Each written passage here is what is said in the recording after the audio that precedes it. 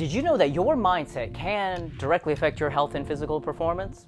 Today, we look at two different experiments that show what's in your mind can physically change your body. But before we get into that, I'm Ben with Diet Your Peak, or DAYP for short.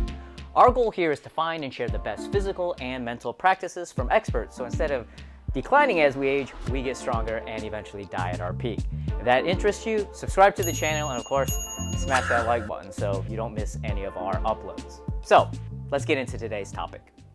On the Huberman Lab podcast, Andrew Huberman interviewed Dr. Alia Crum, professor of psychology at Stanford, specifically on mindset and how it affects health and performance. From their conversation, there were two experiments I wanted to highlight which showcase how connected our minds are to our bodies. The first study, known as the milkshake study, had subjects drinking two different milkshakes, an unhealthy shake and a healthy shake at two different times. At one point, subjects are told they are consuming a high-calorie, indulgent milkshake filled with fat and sugar. This would be the unhealthy shake. At the other point, they are told the shake is a low-calorie, low-fat, sensible diet shake. This, of course, is the healthy shake. After each shake was consumed, the researchers examined the subject's gut peptides, specifically ghrelin, a hormone that signifies when you are hungry. The more food you eat, the lower your ghrelin levels go, which tells your brain you don't need to eat so much. It also revs up your metabolism so you can utilize the nutrients that were just ingested. So, what do you think happened to these test subjects? When the test subjects thought they were consuming the unhealthy shake, their ghrelin levels dropped at a whopping 300% rate versus the healthy shake. If you've been paying attention, this might not be surprising to you since the unhealthy shake had more calories, so it makes sense that their ghrelin levels decreased faster. Here's the kicker, however. They weren't drinking two different milkshakes. They were drinking the exact same shake both times. The only difference between the shakes was they were told one was unhealthy and one was healthy. Dr. Crum thought this was counterintuitive. She thought the more positive mindset was to believe you are eating healthy, which should reduce your ghrelin levels. But by simply believing you are overeating calories, your body responds to this by actually reducing your hunger and revving up your metabolism. The second interesting study they discussed on the podcast looked at the relationship of stress mindset, portraying stress as either positive or debilitating, and seeing the effect on the body.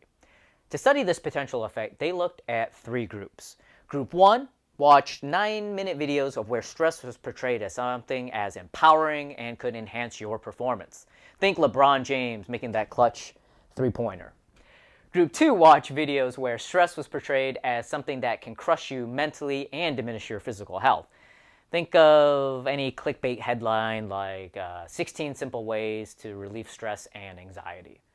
Group 3, meanwhile, watched no videos at all. Both Group 1 and Group 2 watched videos that presented scientific studies and facts on stress, so the researchers weren't presenting anything false. What do you think were the differences between these three groups?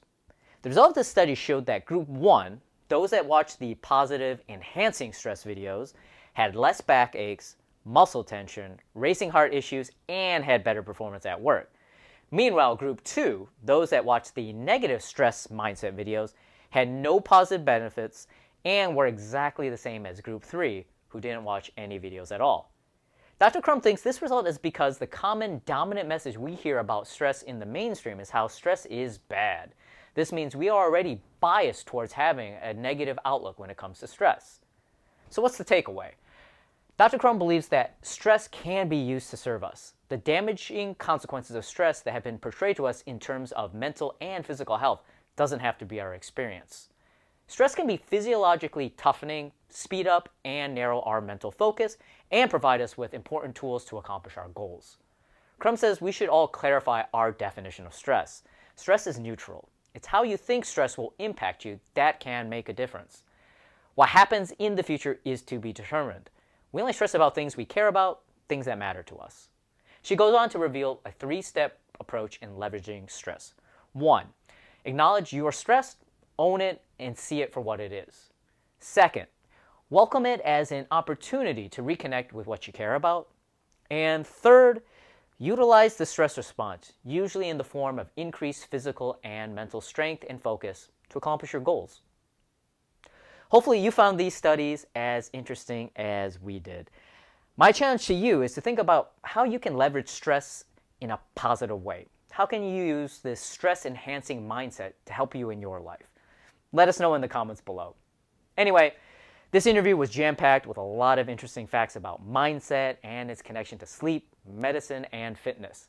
Dr. Crum also talks about her department's Rethinking Stress video series posted on the Stanford website, which I've linked below. Again, thanks so much for watching. If you like this type of content, don't forget to subscribe to our channel and sign up for our weekly health and fitness newsletter linked in the description box. And as always, keep chasing the peak.